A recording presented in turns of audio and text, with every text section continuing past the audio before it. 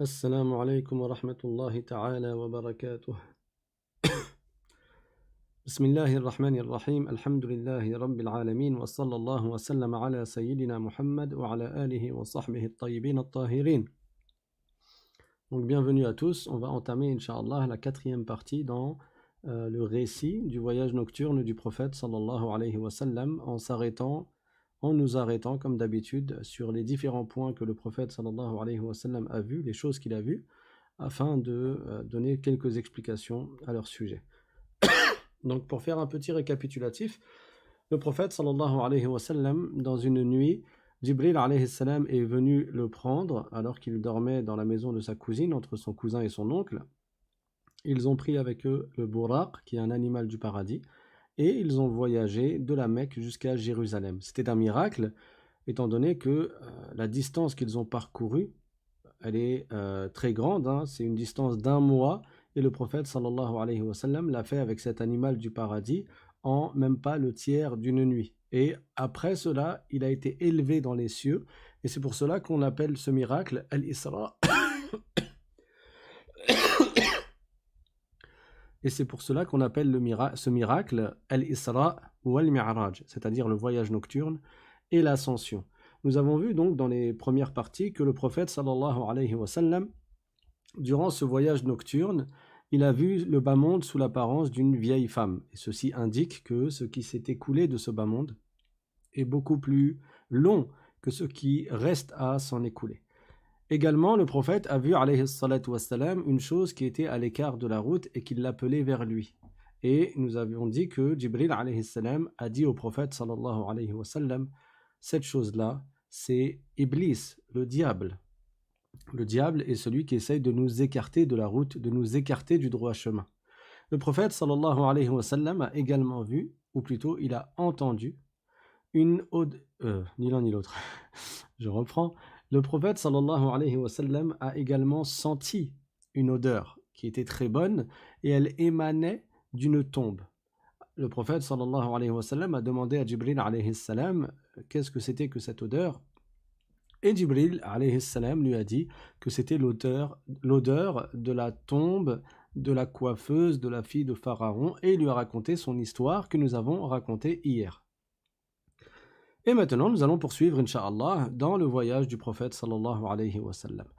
Parmi les choses que le prophète sallallahu alayhi wa sallam a vues durant ce voyage, il a vu des gens dont la tête était écrasée entre deux rochers. Puis, la tête redevenait comme elle était. Et ensuite, elle était écrasée à nouveau entre deux rochers. Puis, elle redevenait comme elle était. Puis, elle était écrasée à nouveau, et ainsi de suite. C'est quoi ces gens que le prophète a vus? En réalité, ce sont des représentations de ce qui aura lieu au jour du jugement dernier. Ces gens que le prophète sallallahu alayhi wa sallam a vus, ce sont des représentations qui ont été créées afin qu'il les voie et qui montrent le châtiment ou certains châtiments que des gens auront au jour dernier. Alors, le prophète sallallahu alayhi wa sallam a demandé à Jibril alayhi salam qui étaient ces gens-là. Et Jibril lui a répondu Ha'ula'i alladhina tatathaqalu ru'usuhum 'an ta'diyati as-salah. C'est-à-dire ces gens-là qui ont la tête qui est fracassée, écrasée, puis qui redevient comme elle était, puis elle est écrasée contre les rochers, puis elle redevient comme elle était. Ce sont les gens qui ont la tête trop lourde pour accomplir la prière. Donc, Jibril alayhi salam a informé le prophète sallallahu alayhi wa sallam qu'il s'agissait là d'une partie du châtiment au jour dernier qui touchera ceux qui n'accomplissent pas la prière. Rappelez-vous que la prière, c'est le plus grand devoir qui nous incombe en tant que croyants après avoir cru en Allah et en son messager. Le plus grand des devoirs après la foi en Dieu et en son messager, après le fait d'être musulman, d'être croyant, c'est quoi? C'est de prier pour Allah. Un jour, le prophète sallallahu alayhi wa sallam a été interrogé Ayyul amali afdal, c'est-à-dire c'est quoi la meilleure des œuvres, c'est quoi les meilleurs des actes. Alors, le prophète sallallahu alayhi wa sallam a répondu as-salatu fi waqtiha, et dans une version as-salatu fi awwali waqtiha, c'est-à-dire c'est d'accomplir la prière dans son temps. Alors oui, je viens de dire juste avant que la meilleure des œuvres dans l'absolu, c'est de croire en Allah et en son messager. Ceci est tiré d'un autre hadith, dans lequel le prophète sallallahu alayhi wa sallam a dit « Afdalul a'mal imanun billahi » Il a dit « Afdalul a'mal » Excusez-moi. Donc il a dit, troisième essai, Afdalul a'mal imanun billahi wa rasulih. C'est-à-dire, la meilleure des œuvres, c'est la croyance en Allah et en son messager. Donc le plus haut, le plus grand des devoirs, c'est bien sûr d'avoir la foi, d'être croyant. Et après, il y a les actes d'adoration.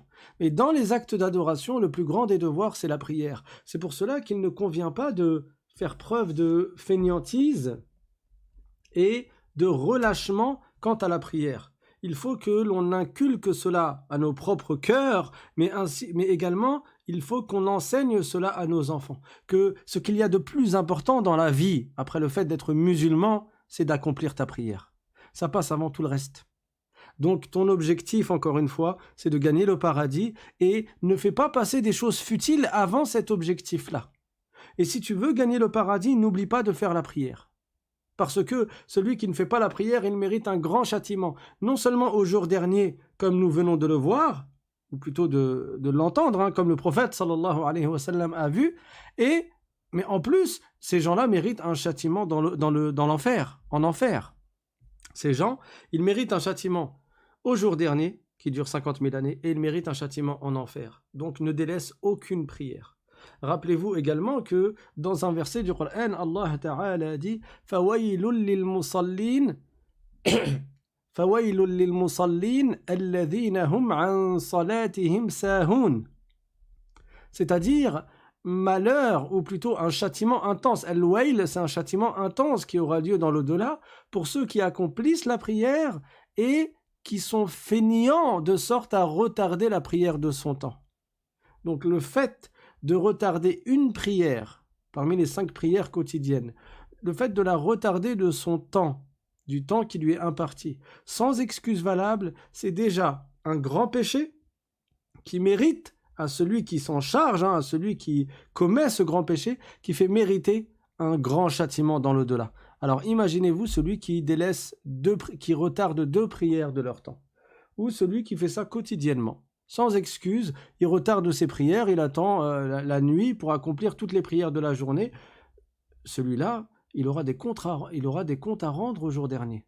Pour une prière, il mérite un châtiment. Alors que dire des autres prières, et de plusieurs prières, et que dire de celui qui n'accomplit pas du tout la prière? Il y a des gens, ils vivent comme les animaux. Les animaux, ils font quoi? Ils mangent, ils boivent, ils dorment. Il y a des gens, ils vivent comme ça, comme les animaux. Mais nous ne sommes pas des animaux, nous avons une raison, nous avons des comptes à rendre à Allah au jour dernier. Donc nous ne devons pas vivre comme les animaux. Le prophète sallallahu alayhi wa sallam, il a exprimé l'importance de la prière en disant « Al-ahdu alladhi baynana wa baynahum as-salah, faman tarakaha faqad kafar » Ça veut dire, ce qui distingue le musulman du non-musulman, c'est la prière. Bien sûr, la foi tout d'abord, mais le prophète a exprimé par cela l'extrême importance de la prière. Et il a dit faman tarakaha faqad kafar, c'est-à-dire et celui qui la délaisse, il commet un très grand péché de sorte à être proche du non-musulman. Ça veut dire qu'il est proche de la mécréance tellement son péché est grave en délaissant la prière.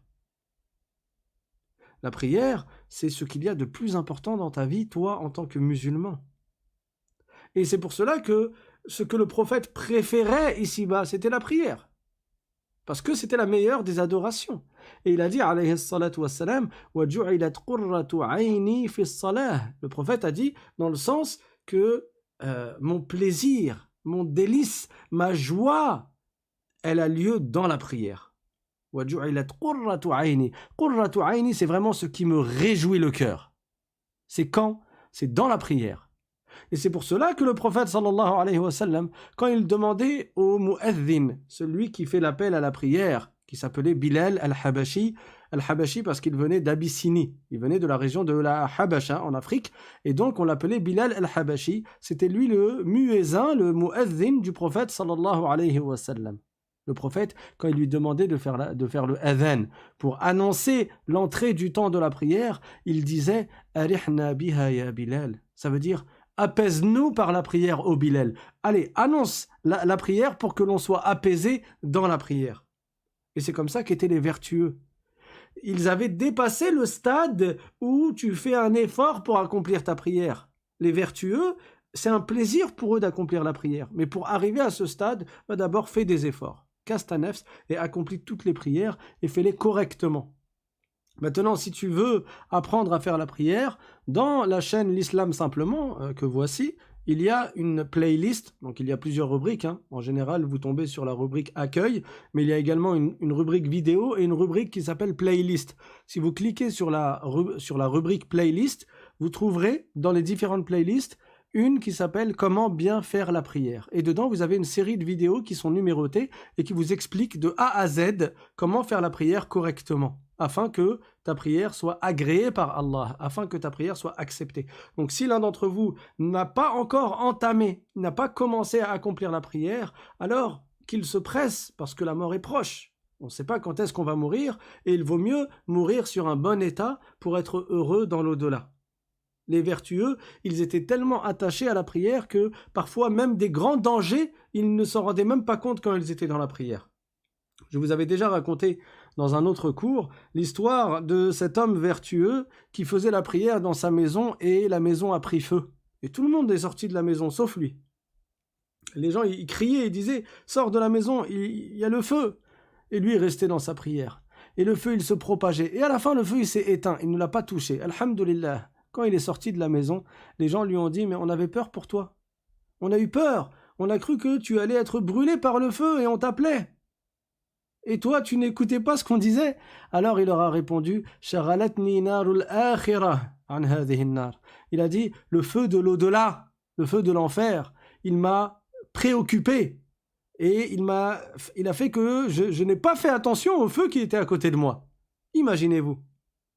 Nous, quand on fait la prière, c'est possible, ça frappe à la porte, on est distrait. Le téléphone, il sonne, on est distrait. Tu reçois une notification, tu es distrait. Lui, il y avait du feu autour de lui dans la maison et il n'a pas bougé. Ça, c'est quoi? C'est la foi qu'il y a dans son cœur qui est forte. Et comment tu fais pour avoir une foi forte comme cela? Tu accomplis beaucoup d'adoration, tu obéis à Allah et tu t'éloignes des péchés. Plus tu t'éloignes des péchés, et plus ton cœur est pur. Et plus ton cœur est pur et il craint Allah, et plus tu ressentiras du plaisir dans les adorations et ta foi, elle sera renforcée. Il y a une autre histoire que je ne vous ai pas racontée précédemment, du moins sur cette chaîne, c'est l'histoire de deux compagnons qui étaient de garde. Ils protégeaient les musulmans parce que les musulmans se faisaient attaquer parfois par les associateurs. Pourquoi? Juste parce qu'ils étaient musulmans. Les associateurs, ils détestaient le prophète Mohammed sallallahu alayhi wa sallam. Ils ont voulu le tuer. Le prophète a émigré à Médine. Il ne s'est pas enfui. Le prophète était très courageux. Il n'a pas fui. On racontera l'histoire, Inch'Allah, ultérieurement. Mais il a émigré par ordre d'Allah subhanahu wa ta'ala. Et là-bas, à Médine, la communauté musulmane s'est agrandie et les gens entraient de plus en plus en islam. Ils voyaient les miracles du prophète. Ils voyaient la véracité du prophète, sallallahu alayhi wa sallam, et ils entraient en islam. Mais les associateurs, ils continuaient à les détester et ils voulaient les anéantir. Ils voulaient les tuer. Donc, il y avait deux musulmans qui étaient de garde. Ils surveillaient la nuit pour s'assurer que les musulmans, les compagnons, ne se fassent pas attaquer de nuit par les associateurs, les mushrikoun. Alors, il y a un des deux qui a dit à l'autre « Toi, c'est bon, va te reposer, et c'est moi qui suis de garde, et on change à tour de rôle. Après, on fait un roulement. Après, je te réveillerai, toi, tu surveilleras, et tu protégeras, et moi, j'irai me reposer. » L'autre, il a dit d'accord, il est parti dormir. Et qu'est-ce qu'il a fait, celui qui est resté réveillé? Il est entré dans la prière. Il est resté dans sa prière. Alors les associateurs sont arrivés et ils ont commencé à attaquer. Ils lui ont jeté une flèche. Ils ont tiré à l'arc et il a été touché par une flèche. Qu'est-ce qu'il a fait? Il a continué sa prière. Imaginez-vous. Nous, c'est possible. On voit une fourmi à côté de nous dans la prière, certains. Ou alors une araignée, c'est possible, ça y est, il est plus du tout concentré. Ça y est, c'est fini. Il pense que à l'araignée qui est en train de se rapprocher. Lui, il a pris une flèche dans son corps. Tellement il était dans sa prière, tellement il était concentré, il a continué sa prière. Quand il a fini sa prière, il est parti réveiller son compagnon et l'autre lui a dit « Mais pourquoi tu m'as pas réveillé? Pourquoi tu m'as pas dit ?» Il a dit « J'étais dans la prière, j'étais concentré, je ne l'ai pas arrêté. » Il y a un autre encore, il a eu une maladie, sa jambe a été touchée par une maladie et il y a eu ce qu'on appelle la gangrène. Donc il a été obligé de couper sa jambe. Le médecin a dit, tu dois couper ta jambe, sinon la maladie va se propager sur tout ton corps et tu vas finir par mourir. Il a dit d'accord. Il lui a dit, quand veux-tu que je te coupe la jambe? Il a dit, quand je suis dans la prière. Parce que quand je suis dans la prière, je suis tellement concentré, j'ai tellement la crainte d'Allah. Ça, il lui a pas dit, mais ça voulait dire ça. Il a tellement la crainte d'Allah dans sa prière qu'il ne prête pas attention à ce qui se passe. Donc il lui a dit, quand tu me verras dans la prière, dans le dernier tashahhud, alors que je n'aurai plus besoin de me relever, je serai dans la dernière position assise après avoir passé le salam. Lorsque tu me vois lever le doigt au moment où je dis « Ashhadu an la ilaha illallah », à partir de là, tu coupes ma jambe. C'est ce que le médecin a fait. Il est venu, il a attendu qu'il fasse la prière et à la fin de sa prière, alors qu'il restait peu de temps avant le salam, il lui a coupé la jambe. Qu'est-ce qu'il a fait l'autre? Il a continué sa prière. Après, quand il a terminé sa prière, le médecin lui a dit « Mais tu n'as pas senti quand je t'ai coupé la jambe ?» Il a dit « Non, je m'en suis rendu compte qu'au moment où tu as mis l'huile chaude sur ma jambe pour cautériser la plaie. » Cautériser, c'est ça? Pour cicatriser, pour pas que ça fuit le sang. Donc, c'est à ce moment-là qu'il a réalisé ce qui s'était passé, parce qu'il a senti l'odeur de la peau qui était brûlée par l'huile bouillante, l'huile qui était extrêmement chaude. Voilà comment étaient les vertueux. Abdullah ibn Zubayr, radiyallahu anhu, c'est un des grands compagnons du prophète, sallallahu alayhi wa sallam, et c'est également le fils d'un grand compagnon du prophète qui s'appelle Az-Zubayr. Az-Zubayr fait partie des 10 meilleurs compagnons du prophète, alayhi salatu wa sallam. Son fils, Abdullah, tellement il avait la foi également, et tellement il avait la crainte dans sa prière, tellement il était concentré dans sa prière, qu'une fois, il faisait la prière, et alors qu'il était dans la prosternation, il y a un serpent qui est tombé sur lui. C'était pas une mouche, c'était pas un moustique, c'était pas une araignée, c'était pas une libellule, c'était un serpent. Il était concentré dans sa prière, il a continué sa prière. Ces gens-là, ils ont une foi qui est forte. Et on demande à Allah de nous accorder cette foi qui est forte et qui nous permet de l'adorer comme il se doit.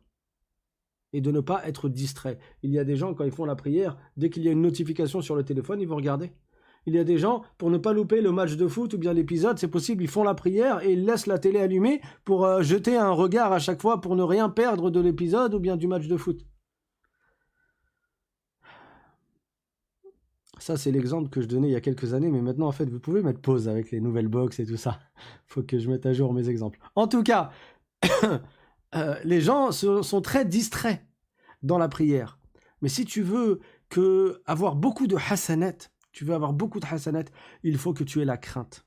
Il faut que tu aies la crainte d'Allah. Et la crainte, tu l'as en évitant toute distraction. Avant d'entrer dans ta prière, pense à la mort, pense au châtiment, pense au paradis, pense à l'enfer, pense à ce qui vient après la mort, pense au pont que les gens devront traverser, mais certains tomberont du pont et chuteront en enfer. Pense à tout cela, cela va t'aider à avoir la crainte d'Allah subhanahu wa ta'ala. Et c'est ainsi que tu accompliras de la meilleure manière la prière. Le prophète sallallahu alayhi wa sallam a dit « Salli salata muwaddi'a », c'est-à-dire fais la prière comme si tu disais au revoir après et tu allais mourir. Ça y est, comme si c'était ta dernière prière.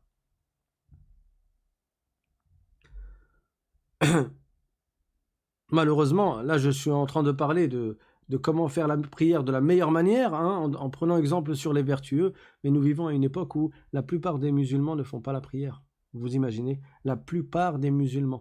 Mais certains savants l'ont dit déjà précédemment. Ils ont dit « Qalilun minan nasi muslimun » wa qalilun minal muslimina muta'allimun wa qalilun minal muta'allimina 'amilun wa qalilun minal 'amilina mukhlisun. C'est-à-dire, peu de gens sont musulmans, déjà.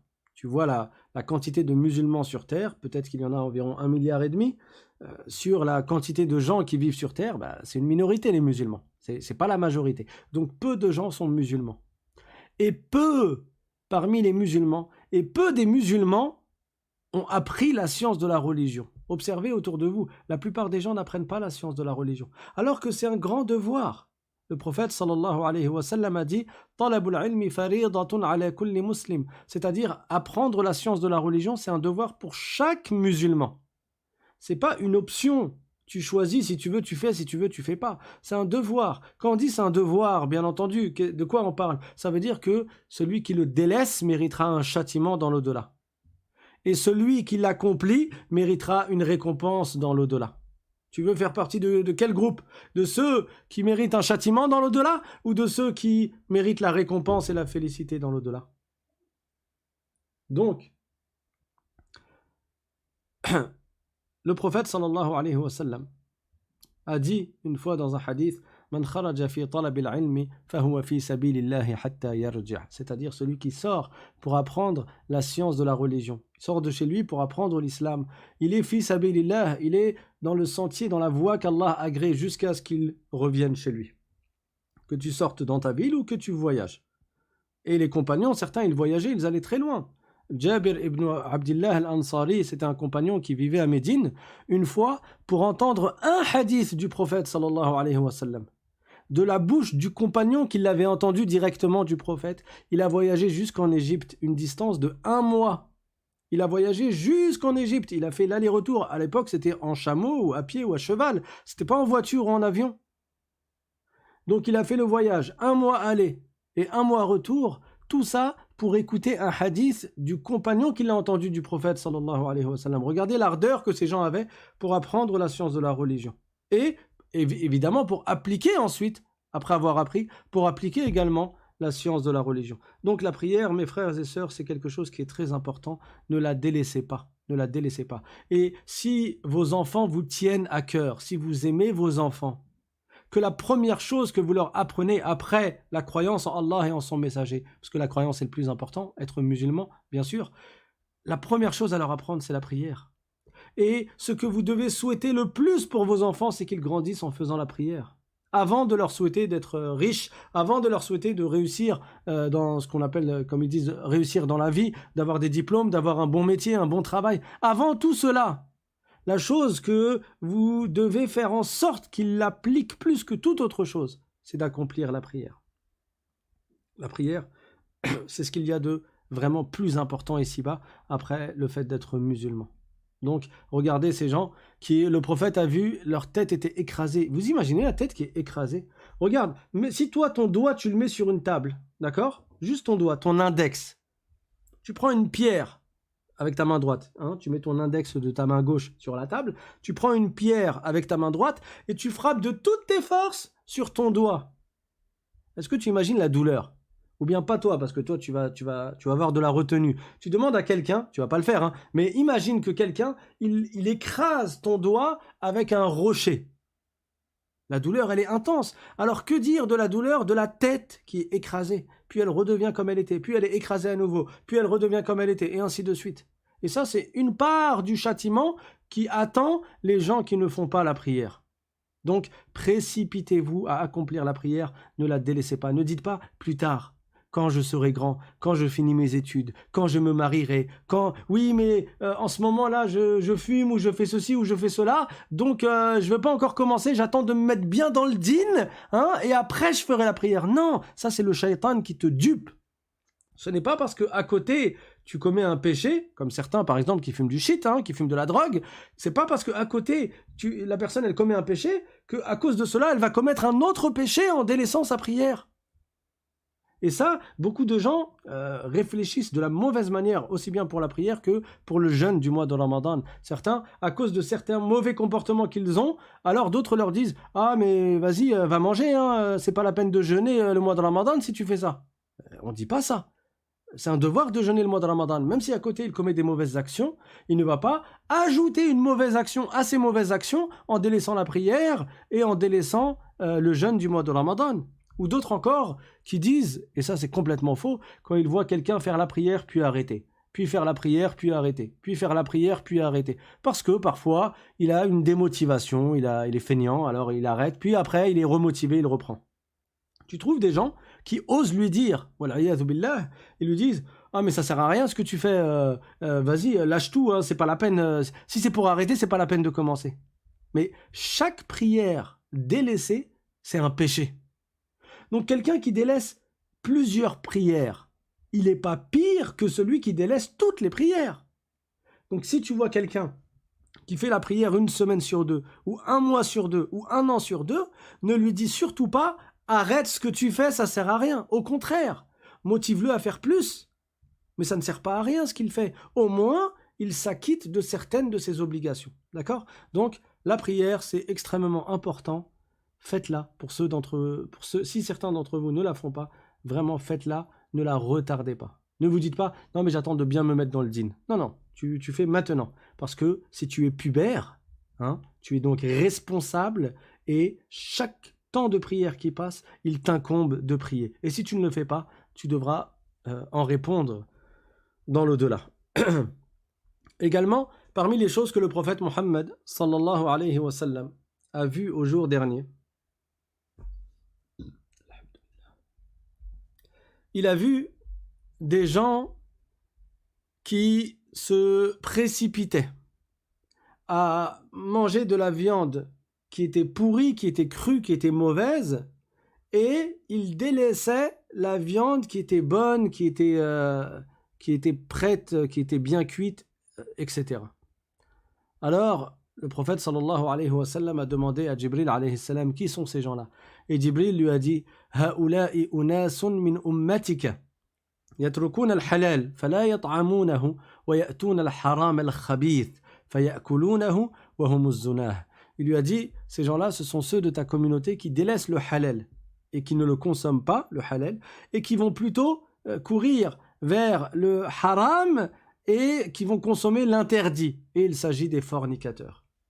Donc la fornication compte parmi les plus graves des péchés. La fornication, ça fait partie des plus graves des péchés qui existent. Je vous avais déjà cité le hadith du prophète sallallahu alayhi wa sallam une fois, dans lequel il a été interrogé Ayyu dhunubi a'zam, ça veut dire c'est quoi le plus grave des péchés. Il a répondu An taj'ala lillahi niddan wa huwa khalaqak, ou bien wa qad khalaqak. Ça veut dire c'est que tu attribues à Allah des associés alors que c'est lui qui t'a créé. C'est que tu fasses du shirk alors que c'est Dieu qui t'a créé.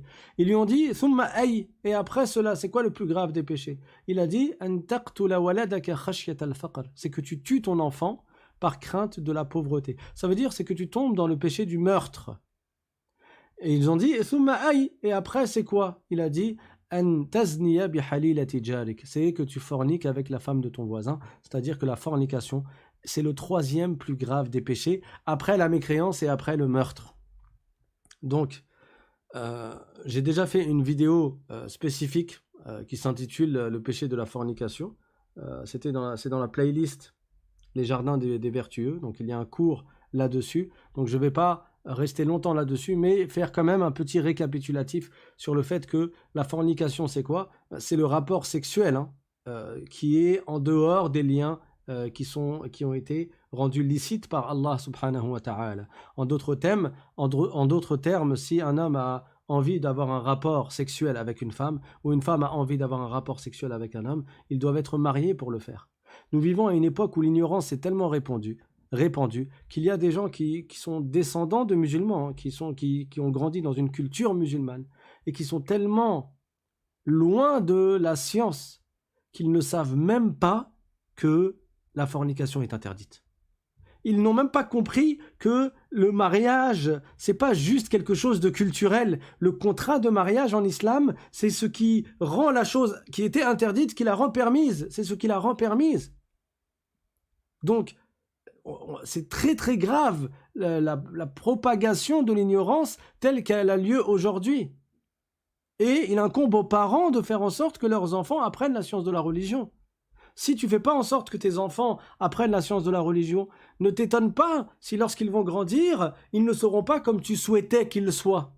Si toi, ton seul objectif, c'est que tes enfants, ils ne tombent pas malades et qu'ils mangent à leur faim et qu'ils aient des beaux vêtements pour que leurs copains à l'école ne se moquent pas d'eux, c'est juste ça ton souci, Ne t'étonne pas quand, lorsqu'ils vont grandir, ils vont agir en mal avec leurs parents. Bah oui, parce que tu leur as pas appris qu'en islam, tu dois craindre Allah et obéir à Allah. Et parmi l'obéissance à Allah, il y a la bienfaisance envers les parents. Ne t'étonne pas si après ils font pas la prière et tu les vois sortir, boire de l'alcool, faire la fornication. Et tu dis, mais moi je voulais pas ça pour mes enfants. Oui, tu voulais pas ça, mais est-ce que toi, tu as accompli ce qui t'incombait, qui était leur éducation de l'âme, en leur apprenant la science de la religion? Il suffit pas de les amener juste le samedi à l'école arabe et puis c'est tout, hein. Souvent, ça ne suffit pas, cela. Il faut que tu t'attaches à t'assurer qu'ils apprennent ce qu'Allah Ta'ala a ordonné et ce qu'Allah a interdit, afin que, lorsqu'ils atteignent la puberté, eh bien, ils appliquent cela, ils ont la crainte d'Allah Subhanahu wa Ta'ala. Donc, la fornication est un grand péché. Et c'est pour cela qu'en islam, il y a des choses qu'il n'est pas permis de faire parce qu'elles rapprochent la personne de la fornication. Hein? Par exemple, la khalwa, c'est-à-dire qu'un homme et une femme qui sont étrangers l'un à l'autre. Alors quand on dit étranger, ça ne veut pas dire qu'elle, elle est algérienne et lui, il est marocain. Quand on dit étranger, ajnabi, ça veut dire qu'ils ne sont pas inépousables à jamais. Ils peuvent se marier un jour ou l'autre. C'est pas sa sœur, c'est pas sa tante, c'est pas son fils, c'est pas sa grand-mère. Non, ce sont deux personnes qui ne sont pas de la même famille, par exemple, de sorte à ce qu'ils peuvent se marier. Ces deux personnes-là, ils n'ont pas le droit en islam de s'isoler dans une même maison ou dans une même pièce sans qu'il y ait une tierce personne avec eux. Pourquoi? Parce que le prophète sallallahu alayhi wa sallam a dit la tierce personne, s'il n'y a personne, alors la tierce personne c'est le shaitan. Le shaitan va les inciter à faire la fornication. Et d'ailleurs, ceux qui tombent dans la fornication, dans quel contexte ils tombent? Est-ce qu'ils tombent dans la fornication devant les gens? Non, en général, ils le font lorsqu'ils sont justement isolés. Donc pour éviter de tomber dans la fornication, l'islam a mis des barrières avant cela, tellement la fornication c'est grave. Et ces péchés-là, qui sont muqaddimat ou zina, les préliminaires à la fornication, il y a parmi eux le fait de s'isoler entre un homme et une femme qui ne sont pas inépousables à jamais. Et il y a aussi le fait qu'ils se touchent peau contre peau. Donc, pourquoi les musulmans ne se serrent pas la main entre hommes et femmes lorsqu'ils ne sont pas inépousables à jamais? Ça n'est pas une question de discrimination. Maintenant, vous avez compris dans le contexte que ceux qui prétendent et qui crient à la discrimination ou au rabaissement de la femme, ce sont juste des gens qui ont la haine totale de l'islam et qui essayent de salir l'image de l'islam. Mais en réalité, si tu as un minimum de réflexion sur la sagesse et la raison pour laquelle cela a été rendu interdit, tu comprendras que l'islam a mis cette barrière-là pour pas que par la suite, il y ait la fornication. Parce que la fornication, c'est extrêmement grave. Et ça mérite un grave châtiment dans l'au-delà. Donc pourquoi les hommes et les femmes ne se serrent pas la main quand ils ne sont pas inépousables à jamais? Ça va dans les deux sens, hein. L'homme n'a pas le droit de serrer la main à la femme, mais la femme n'a pas le droit de serrer la main à l'homme. Pourquoi ils ne disent pas là, c'est une discrimination envers l'homme, c'est un rabaissement de l'homme? Parce que juste ils veulent salir l'image de l'islam, mais ils savent très bien qu'en réalité, ces lois-là qui ont été révélées au prophète Mohammed sallallahu alayhi wa sallam, il y a une sagesse derrière elles. Également, parmi les préliminaires à la fornication, il y a les regards interdits. Qu'un homme regarde une femme ajnabiyya avec désir, ou qu'une femme regarde un homme ajnabi avec désir. Le prophète sallallahu alayhi wa sallam a dit dans un hadith à son cousin qui était Ali ibn Abi Talib radiyallahu anhu, il lui a dit: Ya Ali, la tutbi'a an-nadhrata an-nadhra fa inna laka al-ula wa laysat laka ath-thaniya. Ça veut dire: oh Ali, ne fais pas suivre un regard par un deuxième regard. Le premier était licite mais le deuxième était interdit. Qu'est-ce que le prophète a visé par là? Il a visé que si un homme son regard tombe sur une femme, il n'a pas fait exprès. Et suite à cela, il a éprouvé comme un plaisir, il a trouvé que cette femme est belle, et donc il a ressenti l'envie de la regarder à nouveau avec plaisir, avec désir. Le premier regard n'était pas fait exprès, donc il n'y a pas de péché. Mais le deuxième regard, le fait de revenir en arrière pour la regarder, ceci est interdit, parce que ce regard avec désir a été interdit par la loi de l'islam. Et réciproquement, une femme n'a pas le droit également de regarder avec désir un homme qui est ajnabi. Tu regardes avec désir ton époux ou tu regardes avec désir ton épouse, mais pas une personne ajnabiya, parce que ça fait partie des préliminaires à la fornication. C'est le premier pas dans l'escalier qui mène vers l'immense péché qu'est la fornication. Également, parmi les préliminaires à la fornication, il y a le fait de regarder les zones de pudeur des autres. On ne regarde pas, un homme ne regarde pas la zone de pudeur d'un autre homme ou d'une femme. Et une femme ne regarde pas la zone de pudeur d'une autre femme ou d'un homme. Et en fonction de qui il y a en face de toi, la zone de pudeur, elle peut différer. Mais je ne vais pas rentrer dans les détails de jurisprudence dans ce cours-là. C'est juste pour indiquer que l'islam a mis une barrière protectrice. Si on se tient à cette barrière-là, alors on ne va pas jusqu'au plus grave péché, jusqu'au péché immense qui est la fornication. Également, parmi les choses que le prophète sallallahu alayhi wa sallam a vues la nuit du voyage nocturne et de l'ascension, il a vu des gens qui consommaient, qui buvaient le pus qui sortait des fornicateurs. Le pus, c'est quoi? C'est le liquide dégoûtant, le liquide impur qui sort d'une blessure. Le prophète, la nuit du voyage nocturne et de l'ascension, il a vu des gens qui buvaient le pus qui sortait des fornicateurs. Donc c'est vraiment dégoûtant. Tu ne vas pas boire le pus qui sort de la blessure de quelqu'un d'autre. C'est vraiment dégoûtant, écœurant, et c'est impur. Le prophète a vu cela et il a demandé au prophète sallallahu alayhi wa sallam qui sont ces gens-là. Et il a demandé à Jibril alayhi salam qui sont ces gens-là. Et Jibril alayhi salam lui a répondu Haoula sharibul khamril muharrami fid dunya. C'est-à-dire ces gens-là, ce sont ceux qui boivent de l'alcool dans ce bas monde.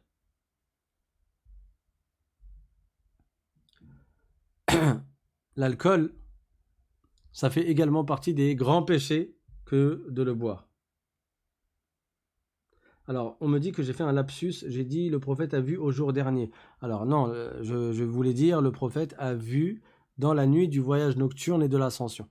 Donc, le prophète sallallahu alayhi wa sallam a vu des gens qui buvaient le pus des fornicateurs et Jibril alayhi salam lui a dit ce sont ceux qui boivent de l'alcool. L'alcool, le prophète sallallahu alayhi wa sallam a dit que est maudit celui qui le boit, et maudit également celui qui le vend, et maudit celui qui l'achète, et ainsi de suite. Donc, c'est vraiment grave de boire de l'alcool, et il est interdit d'en consommer même en petite quantité. Il y a un hadith dans lequel le prophète sallallahu alayhi wa sallam a dit « Ma askara kathiruhu, ma askara kathiruhu, faqaliluhu haram » c'est-à-dire ce qui enivre en étant en grande quantité est interdit à la consommation même en petite quantité. Donc tu ne consommes ni avec modération ni sans modération l'alcool. Certains, même parmi les musulmans, malheureusement, ils se mettent à boire de l'alcool dès qu'ils ont un tas de soucis dans la tête. Le prophète sallallahu alayhi wa sallam, il t'a indiqué comment faire quand tu as des soucis. Et c'est pas en buvant de l'alcool. L'alcool, ça va pas t'enlever tes soucis. Ça va juste t'anesthésier pendant un instant et ça va te ramener d'autres problèmes. Bah, regardez les alcooliques. Est-ce qu'au final, ils sont heureux? Non. Est-ce qu'au final, ils sont joyeux? Est-ce qu'au final, ils sont dans le bonheur et ça y est, leurs soucis, ils sont partis? Non. Tu regardes les alcooliques, bah, c'est de pire en pire. Leur situation ne fait que s'aggraver. Donc, ne commence pas même en buvant une goutte. Tu ne bois pas d'alcool. Ma askara kathiruhu faqaliluhu haram. Comment tu fais quand tu as des soucis? Le prophète sallallahu alayhi wa sallam a dit La hawla wa la quwwata illa billah tanfa'u li tis'ina da'an aqalluha al-ham. C'est-à-dire la parole La hawla wa la quwwata illa billah.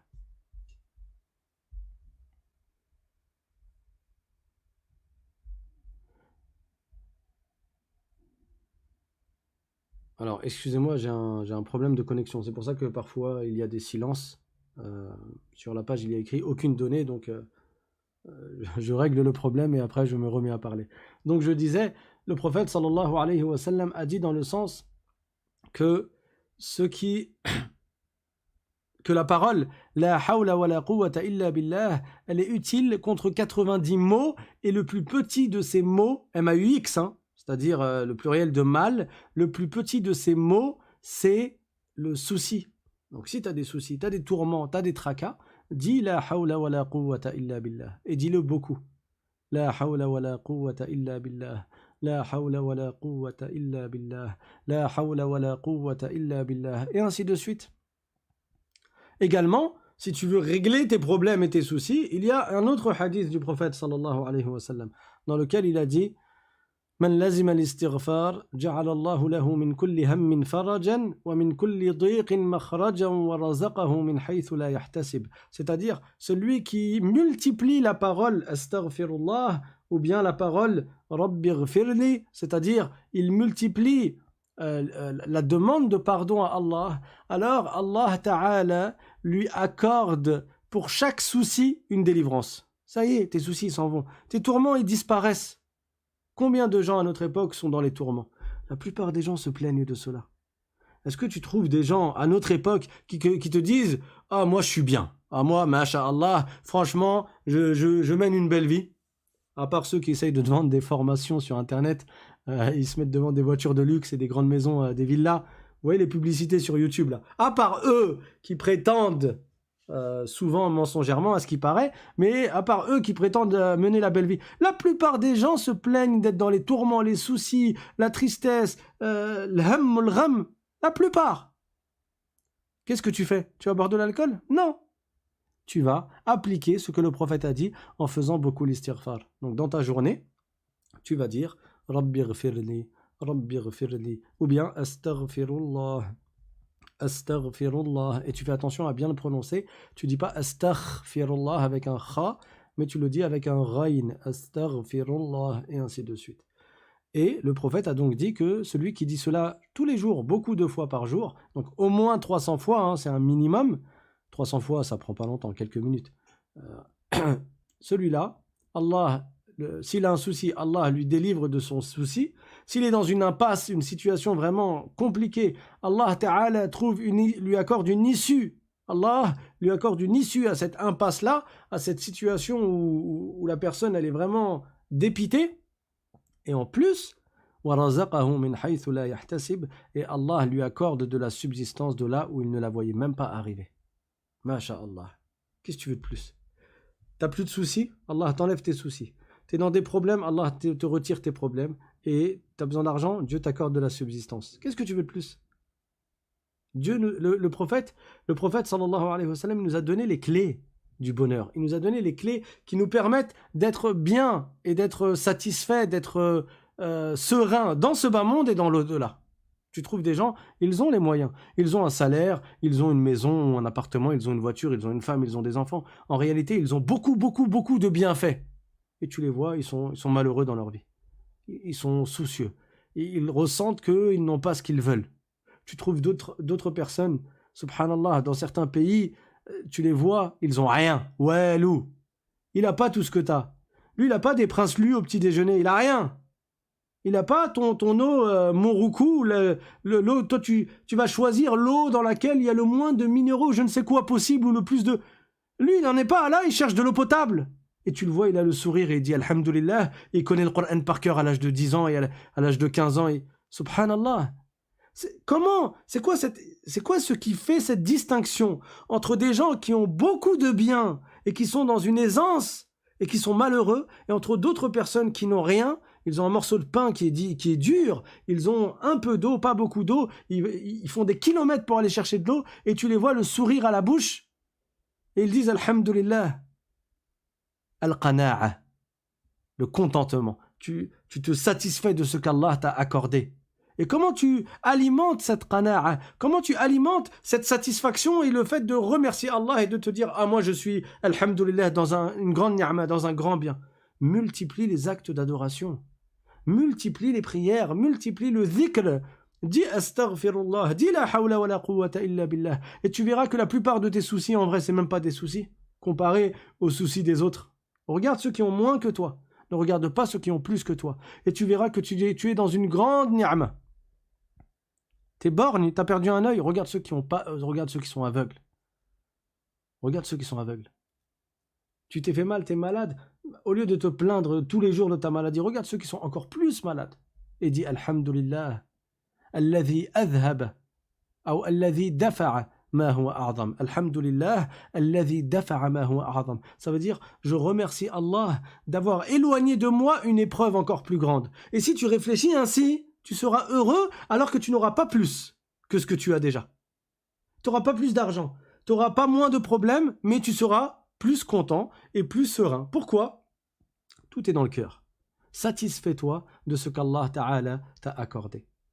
Satisfais-toi de ce qu'Allah t'a accordé. Et dis Alhamdulillah. Et rappelle-toi que si tu es éprouvé et tu es croyant, Allah va t'élever en degrés. À condition que tu ne tombes pas dans les péchés à cause de l'épreuve. Donc ne va pas boire de l'alcool.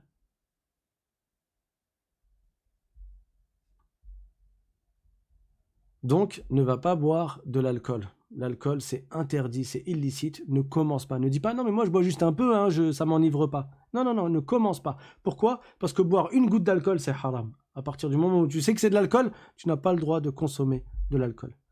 Voilà pour aujourd'hui. Il y a d'autres choses que le prophète sallallahu alayhi wa sallam a vues la nuit du voyage nocturne et de l'ascension. Inch'Allah, du coup, on va poursuivre demain. On fera la 5e partie demain, Inch'Allah. Et demain, c'est quoi? Vendredi? Probablement qu'on continuera encore samedi. Je vais essayer de finir soit dimanche, soit samedi, Inch'Allah ta'ala, pour qu'on puisse reprendre à partir de la semaine prochaine les cours habituels. Une personne m'a envoyé un message pour me demander s'il était possible de raconter en détail l'histoire du prophète Moïse, alayhi salam. Alors j'y réfléchis. Il est probable que pendant le mois de Ramadan, comme c'est le mois de Ramadan, il est probable qu'on fasse cours tous les jours, Inch'Allah ta'ala. Donc soyez prêts, préparez-vous. Plutôt tous les soirs sur les histoires des prophètes. Peut-être, Inch'Allah, on verra. Autre point, pour ceux qui sont nouveaux parmi vous, encore une fois je le rappelle, n'hésitez pas à vous inscrire pour recevoir le lien des cours quelques minutes avant chaque cours sur WhatsApp. Il vous suffit d'envoyer un mail à l'islam.simplement@gmail.com. l'islam.simplement@gmail.com. Inch'Allah, on vous enverra à chaque fois le lien des cours pour que vous puissiez y assister en live. Voilà pour aujourd'hui. Walhamdulillahi Rabbil Alamin. وصلى الله وسلم على سيدنا محمد طه الأمين وعلى آله وصحبه الطيبين الطاهرين اللهم لا سهل إلا ما جعلته سهلا وأنت يا حي يا قيوم تجعل الحزن إذا شئت سهلا اللهم اغفر لنا ذنوبنا وإسرافنا في أمرنا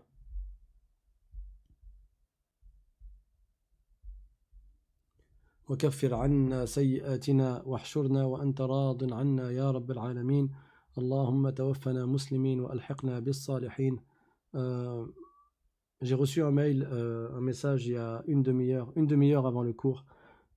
Et dans ce message, c'était une fille qui a envoyé un message pour dire que ça fait un mois à peu près qu'elle écoute les cours de la chaîne L'Islam Simplement. Et aujourd'hui, elle s'est convertie à l'islam. Walillahi alhamd. Donc c'est une excellente nouvelle que je souhaitais partager avec vous. Ça m'a ému. Alhamdulillah, je suis content qu'il y ait un grand bien suite à ces cours-là. Et du coup, n'hésitez pas à partager à vos connaissances, encore une fois, afin que des personnes puissent être guidées, Inch'Allah ta'ala. Donc, barakallahu fikum. Et je vous dis à demain. Wassalamu alaikum wa rahmatullahi wa barakatuh. À demain, Inch'Allah. Wassalamu alaikum wa rahmatullahi wa barakatuh.